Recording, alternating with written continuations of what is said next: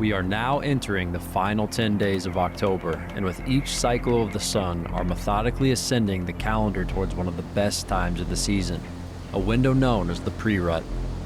Evenings spent over a great food source have far and away been the best card to play so far, but as the season evolves, so do our strategies. With recent intel on the Vendetta buck, the morning of October 21st sees Kaleb Griner heading back to the Lucky Farm.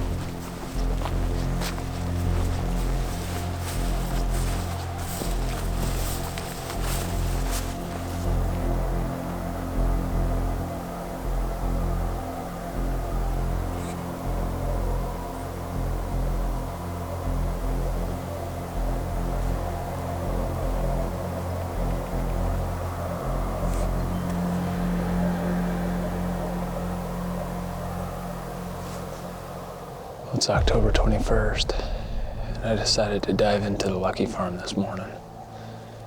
It's a calm morning where the wind's gonna pick up to about 20 miles an hour here later on today.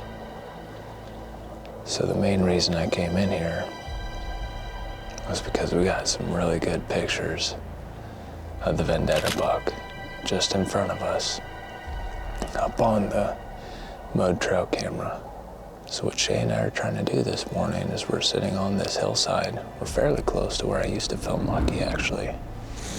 We're seeing if this deer comes back to bed in here this morning. If he does, we're gonna utilize this wind later on today and we're gonna get really tight to him.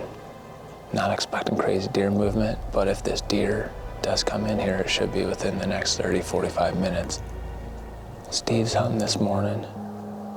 He's got a good shot to kill guards. It sounded like he's hunting that original spot that we were hunting. So I'm shooting and hoping for a text. I mean, I wish I was there right now, but I can't pass up this deer with pheasant season right around the corner. And hopefully you at least can get an eyeball on this deer sooner than later.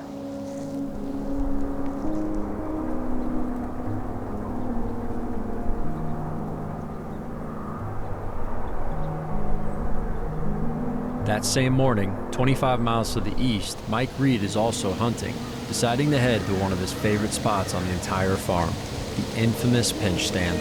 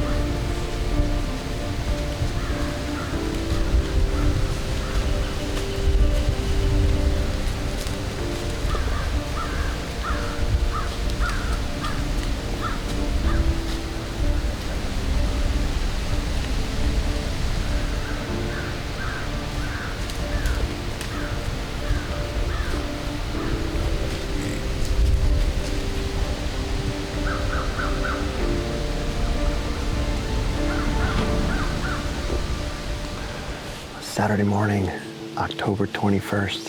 First morning sit for me down here at the River Bottom Farm. It's a beautiful morning, and we're about an hour and a half into the hunt, and it's our first opportunity to actually do an interview. We've had steady deer movement. Already seen a few good bucks. One of them's a great younger deer. He's a 3-4. I kind of think he's a 4-year-old, but split twos on both sides. I think it's that buck we were calling Turkey Foot last year. We've had him on camera all summer. He's been on the farm a lot, and I said last night to Gavin that if we come sit right here, we were gonna probably see him. He's grunting and nudging does around. Just a beautiful deer. I think he's, like I said, a little on the younger side, so I'm excited to see what he'll do in the coming years. And then that moss buck we filmed quite a few times last year, and I have him at 4 this year. Solid deer. His little flyer turned into a little more of a drop tine. It's a little longer. He grew a nice base point. Just great brow tines, great mass. He also was nudging does around. This pinch is just a great setup for, we've got all the bedding back in the peninsula, and then the ag fields off to the north. We approach it at a perpendicular angle, and just every morning these deer filter through here. And this year we have a great acorn crop in here, and so a lot of the does they mill around and feed right here, and so it's a little social area. It just works great from an access point, and then with this wind, they just don't often come on the downwind side of you, so it's just been great. It's about 45 degrees. We've got a west wind. There's a front blowing through today, so it stayed southwest most of the night, and then it just started switching back to the north. It's about 8:30 right now, so that might be the end of the deer movement for the morning, but definitely gonna sit in here another hour and a half or so. I'm really looking forward to this week. Got good weather in the forecast, and I like what I'm seeing so far this morning.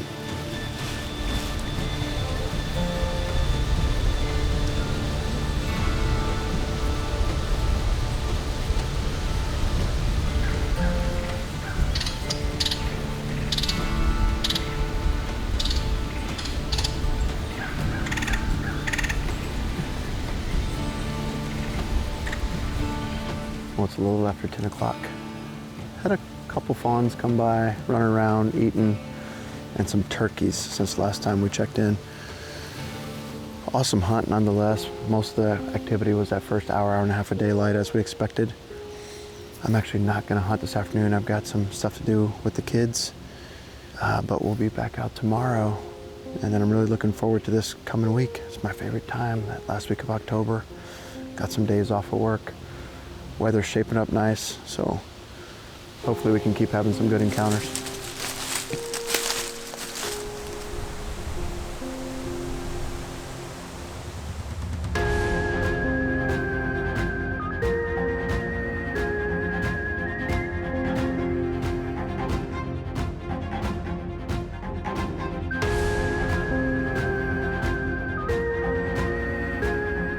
That same day, 120 miles to the west of Mike, Drake Lamb and Justin Carnes are heading in for the afternoon sit.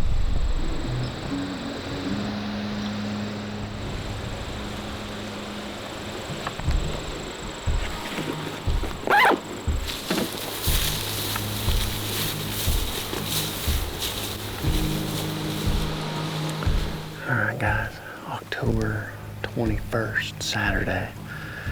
Justin and I came down to Skip's this afternoon. We come out here a lot, try to help Skip out, try to learn, basically is what we do from Skip. He's got a bunch of deer out on his farm that he manages very well himself. And a lot of the times there's just so much stuff to do out here that not even me and Justin and Skip can keep up with. But we try to come down here when we can, between Justin working his job, me working my couple jobs, and then our habitat business. In between, we try to help Skip out here. So tonight we're here. We like to come down here in between, hunting Justin's home farm for him, and for me hunting the flower buck and swoops.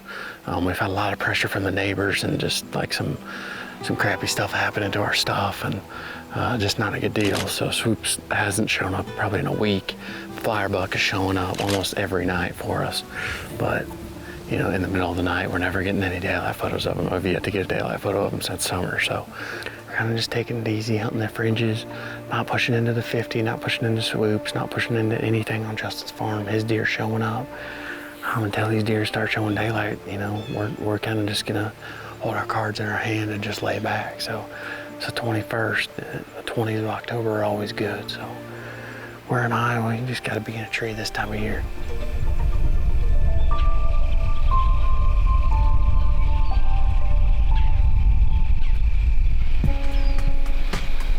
You see him? Is that him?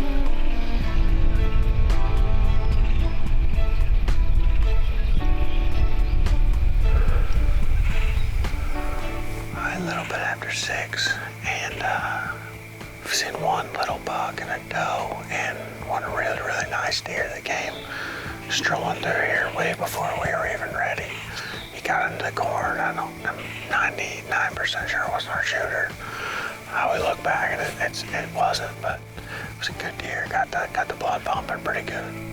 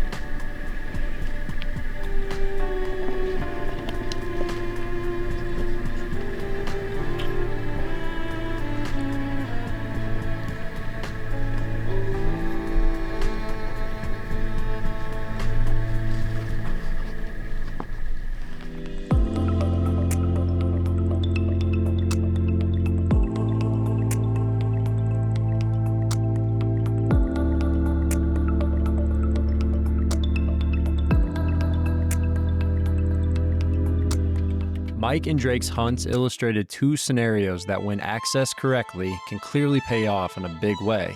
And though Kaleb Griner didn't lay eyes on the Vendetta buck, his mantra of time and effort trumps onward. The following day, the warm-up arrives, and rather than hunt, Gavin Katurba chooses to prioritize work over the woods. That is, until while on a break, he checked his CuddyLink app. Well, it is October 22nd today, and I've just been sitting here editing the main show that's going to feature the hunt from that 6x5 that we've been chasing. Didn't end up working out. We put in a bunch of time tracking and did just about everything right with it. And sure enough, after making the prediction that he was still alive, the dog wasn't able to find him, ended up getting a picture of him right there in daylight, of course. So it's really great news. Makes me super happy to have some closure, to know that he was able to make it.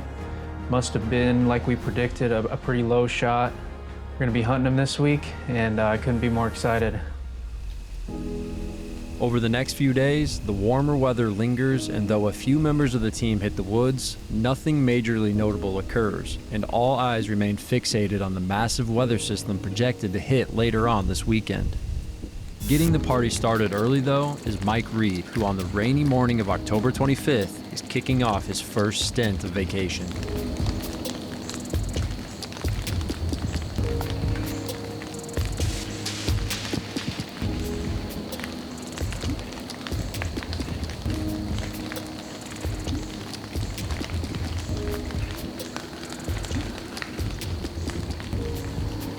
October 25th, Wednesday.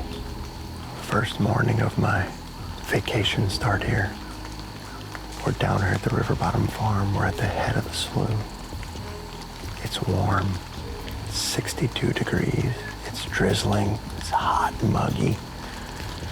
We have essentially no wind, but when it's supposed to be southwesterly, south-southwest.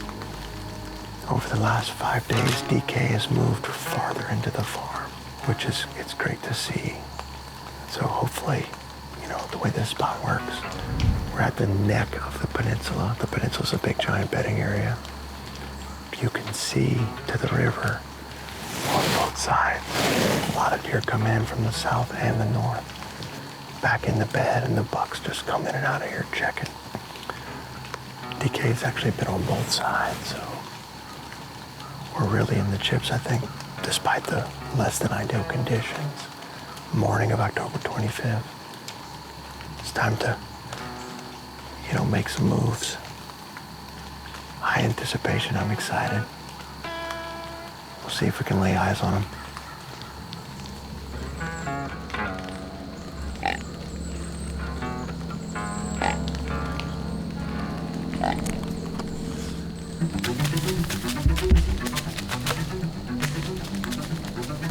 Buck's over here.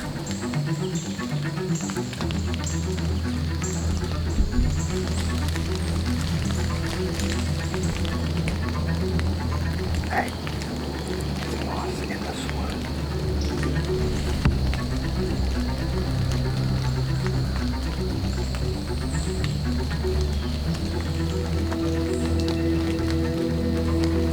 There's Boss.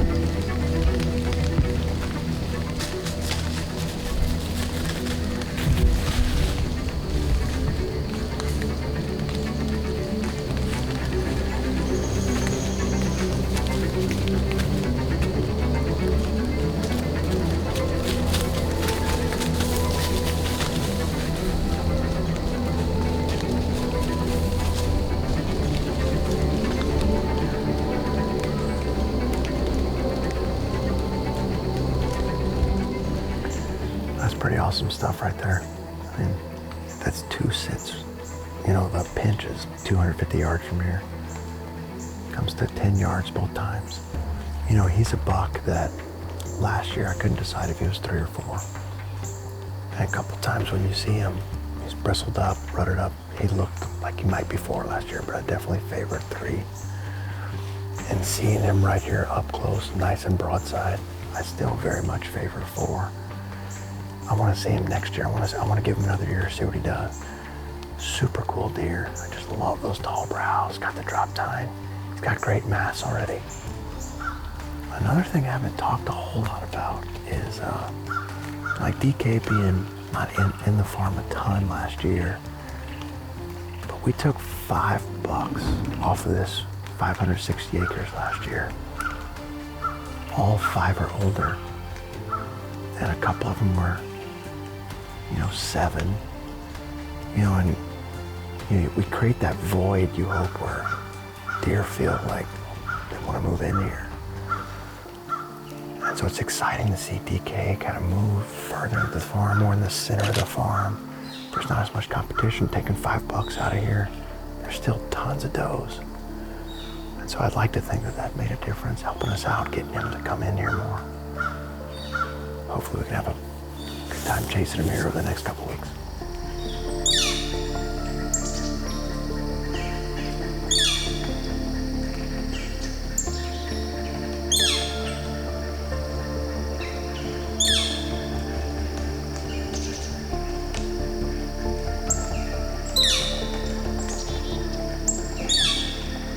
Logging yet another buck-filled sit in the pinch, Mike's vacation time couldn't have started off any better. Switching it up and giving the area a rest, Mike heads to a different part of the farm with equally as high of anticipation, despite the thermometer hovering over 70 degrees.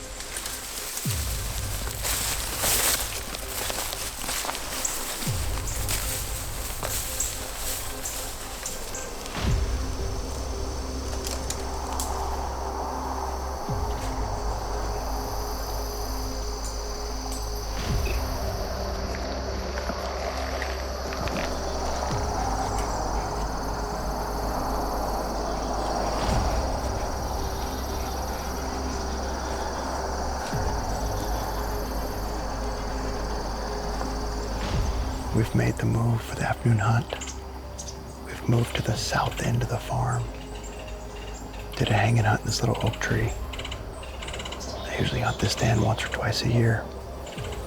We got in the tree just in the nick of time.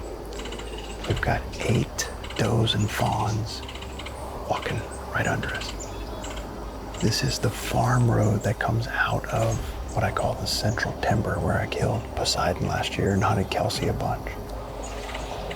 They all bed back in there, and then they walk up this road out to the ag fields. The road is lined with oak trees, got a bunch of acorns, and then we have a little green plot right here that's just rye and oats. I was looking through pictures today, and DK was on this scrape yesterday afternoon, despite the warm temperatures, at 5:30. He's never been on this camera before. He's never been this far south, this early. I don't know if he'd repeat what he's doing 2 nights in a row, but I'm not gonna shoot any does at the off chance he does. Almost all the corn is still standing around us. And so, they could be bedding in there. The other deer we have a really good chance of seeing is what we call Fitz Magic. He's a 6x7 with some base kickers and stuff. A lot of history with him. I think he's 7.5 years old. Got about an hour and a half to go.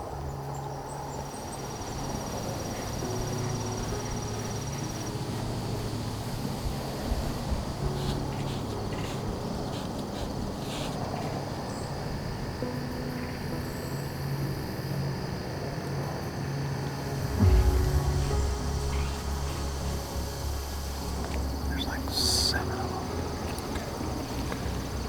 1, 2, 3, 4, 5, 6.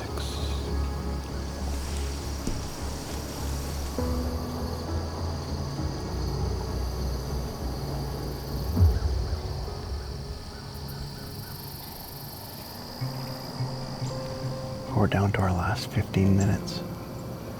And I've lost count of all the does and fawns that have walked under this tree. They're really feeding on the acorns heavy. And they're spending quite a bit of time in this little green plot too, so it's worked pretty well. It's fun to see it despite the warmer temperatures, and we've got this front coming in. This weekend ought to be great, so we'll catch up with you guys next time we're out.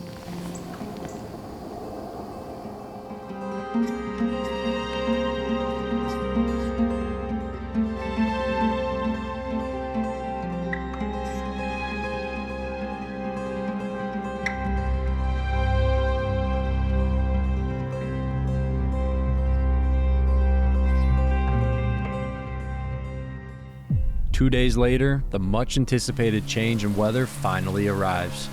With over a 30-degree change forecasted, Kaleb Griner is making a morning push on the Lucky Farm.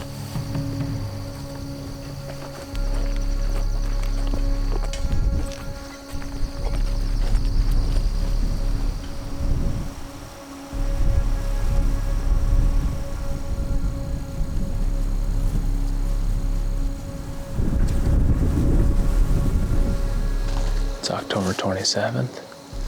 Shay and I are set up. We're back at the Lucky Farm. We got some interesting weather coming through us this weekend.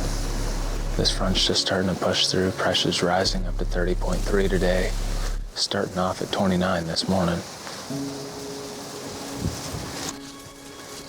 It's what we like to call a great recipe for a big buck to be up on his feet, but there's only one big buck in this section that we know of, and that's Vendetta. We're staying after him. So we're using this decoy this morning. We've got it set out in front of us. It's pointing directly at us with this northwest wind. If the deer come from our left, the buck is gonna circle around this decoy closer to us and get head on with him. It's gonna give us a broadside shot. If he comes from the north, he's gonna circle in from the east of this decoy, which is downwind, and he's gonna give us a broadside shot. So whenever you're hunting with a decoy, you wanna make sure that it's angled to you, and you wanna make sure that you're set up downwind from it. That way you're set up for a good broadside shot, because that buck's always gonna come into the decoy head on, and he's gonna come in from the downwind side. So walking in here this morning, Shay and I smelled dead deer, so it must be a new carcass that's up this way, because we didn't find any And with this northwest wind, it's pushing from the CRP portion of this field, so hopefully they're done dying after this freeze.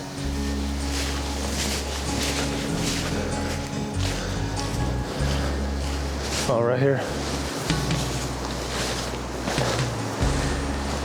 That's definitely a new one.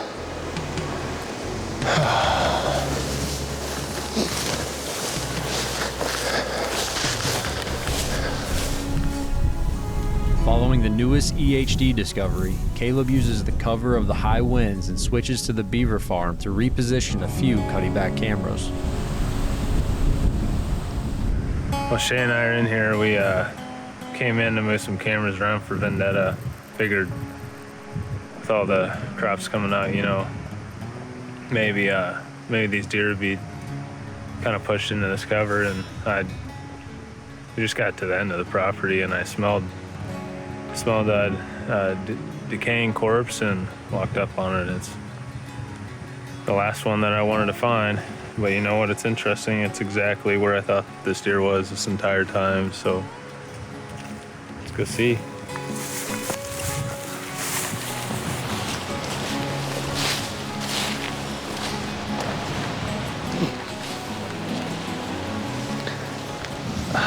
That palmation's crazy.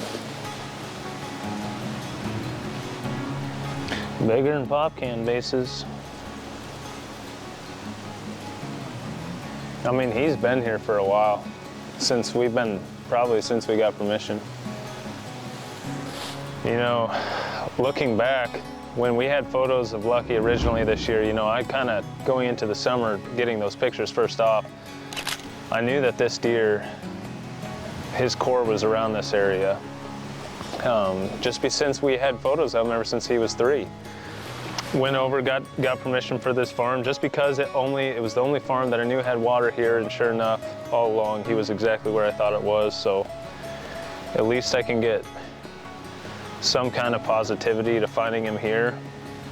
I should have went with my gut feeling and just searched it a little bit better, because we've been walking around, we've been hunting this area, and we've been hunting a true ghost of a whitetail. So, call the DNR, get it taken care of, and I really need to put a plan together. But we're gonna go hunt for Casey tonight. She's at the bat. We're hopeful. She's got a good buck that's been showing up, and hopefully we can get her done with a decoy.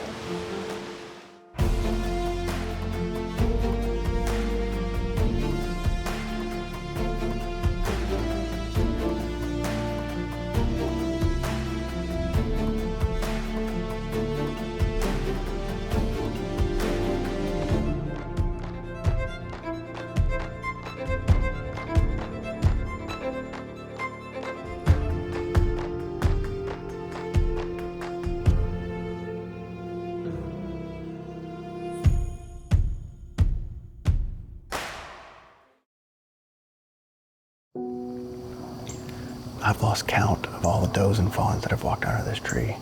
I'm a little surprised with what I've seen. Age class of deer that's actually nutted them around, but like I said, it's right around the corner, so it's fun to see it despite the warmer temperatures, and we've got this front coming in. This weekend ought to be great. It's really great news, makes me super happy to have some closure, to know that he was able to make it. Must have been, like we predicted, a pretty low shot. We're gonna be hunting him this week, and I couldn't be more excited. At least I can get some kind of positivity to finding him here. I should have went with my gut feeling and just searched it a little bit better, because we've been walking around, we've been hunting this area, and we've been hunting a true ghost of a whitetail. Depending on who you ask, riding the wave of the 2023 season has either been an exhilarating journey or a crashing disappointment. Though in the back of his mind all along, Kaleb's confirmation that Lucky is dead produces a feeling of finality that's hard to put into words.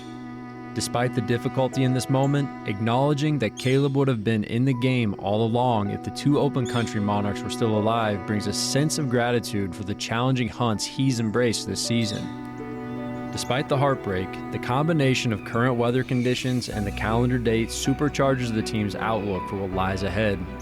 All across the Midwest, it's not a matter of if, but how many bucks will take their final stroll as bow hunters flock to their stands with the weekend's arrival. Though on the horizon is the big dance, this event might just turn out to be the best of the season. Try telling us different, because though the calendar may not read it just yet, in our minds we are chasing November.